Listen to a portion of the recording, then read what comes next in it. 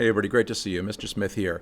So far in our climate change research project, you guys should have read through the EPA climate indicators. So I've got them right here. And here's how that should have looked. You should have gone through these guys, and you should have, for example, clicked on, maybe the greenhouse gas summary, if that's the general area you were interested in. And you should have read all of this. So this part right down here, all the way down to the bottom. And what I wanted you to do, because I don't know how hard this is for you, today I'm going to ask you to summarize what's in the paragraph. So if you recall, there were 6 basic areas here. There were greenhouse gases, weather and climate, oceans, etc. I want you to outline, using the tool that I'm going to provide and show to you, what's on there. And I'm going to show you how to do that right now. Before I do, let's just go take a quick look at 2 out of 3 important things. So the goals for this research project are to give you a chance to learn about a topic that's important and to dive down into it in a way that you don't usually get when you're really busy and running around and reading everything at a superficial level.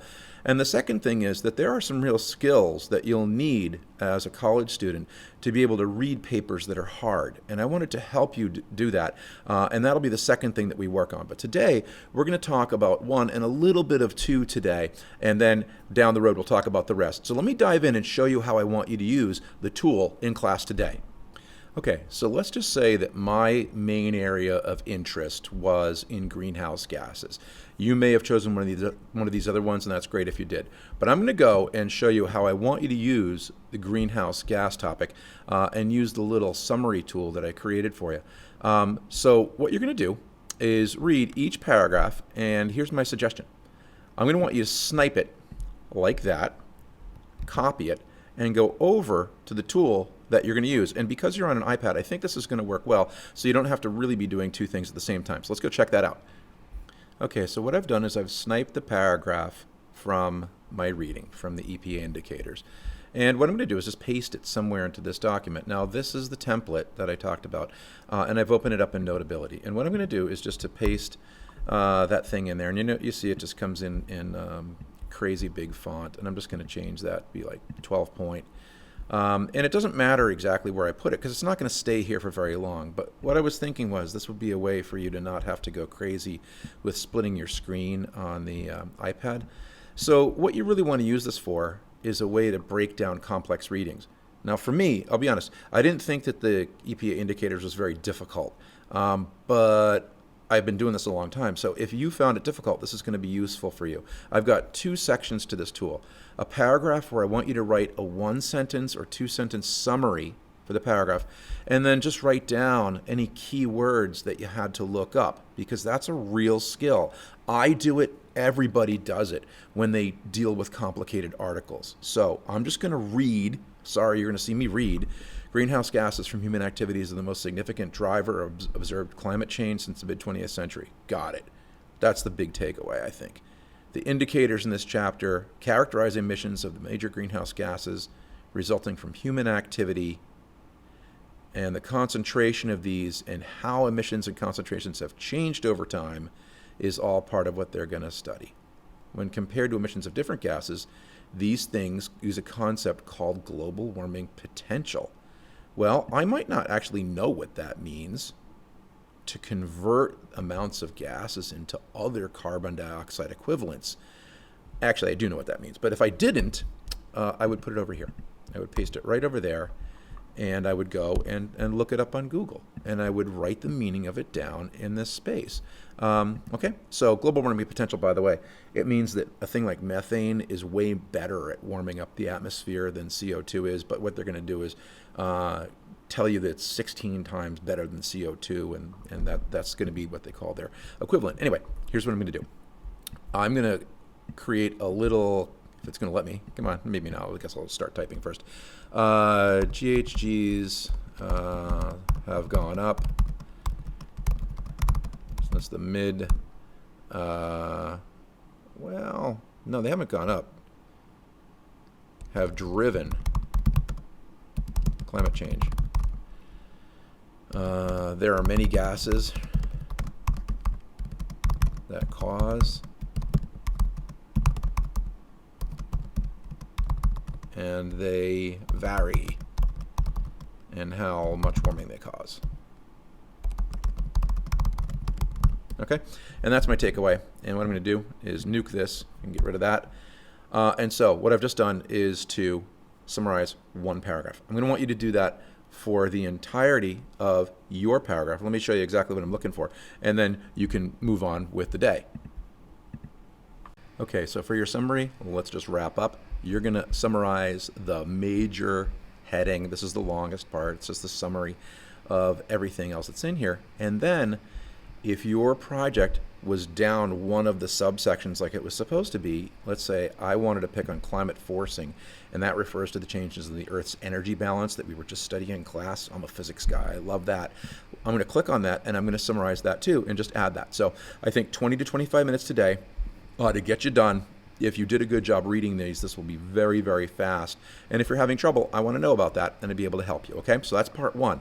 What I'm going to do is show you part two of class today, which is also going to be real quick and real easy. So let's go get that. Okay, so what I've done is I came up with a question that was my own research question. Has the U.S. improved on reducing greenhouse gas emissions in the past 20 years? And what I'm going to do is I'm going to show you using my template some of the questions that I came up with, and I'll show you that right now.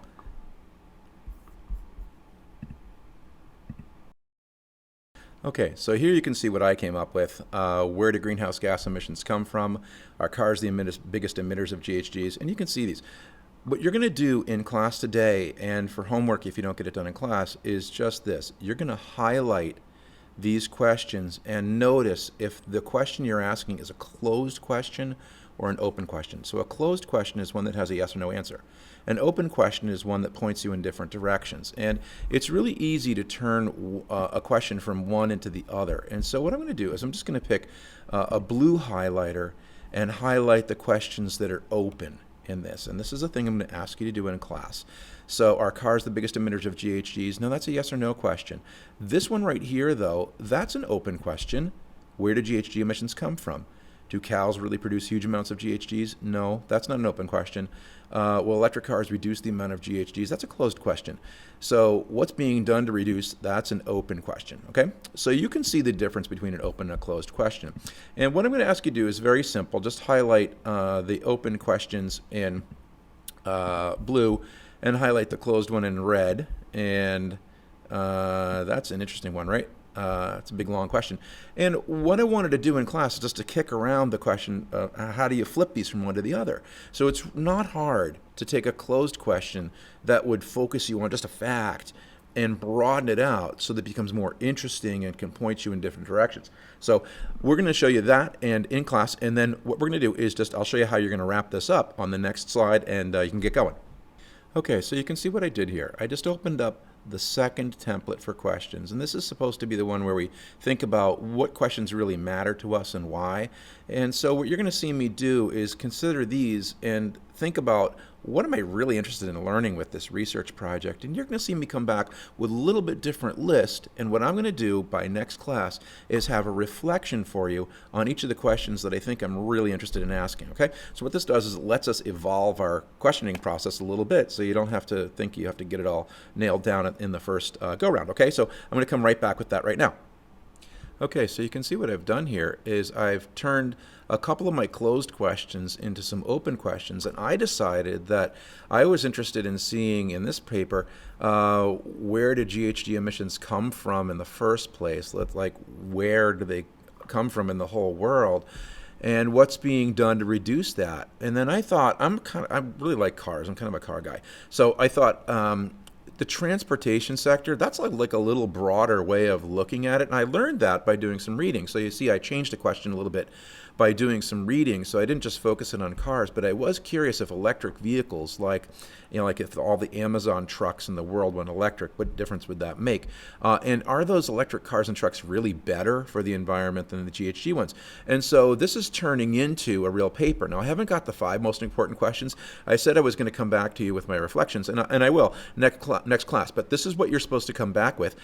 This and the reflections by next time we see you, and hopefully that'll make sense. So summarize an article, prioritize some questions, do a little color coding that we'll talk about in class. Anyway, hope you're having a great day, and we'll talk. All right, take care. Bye-bye.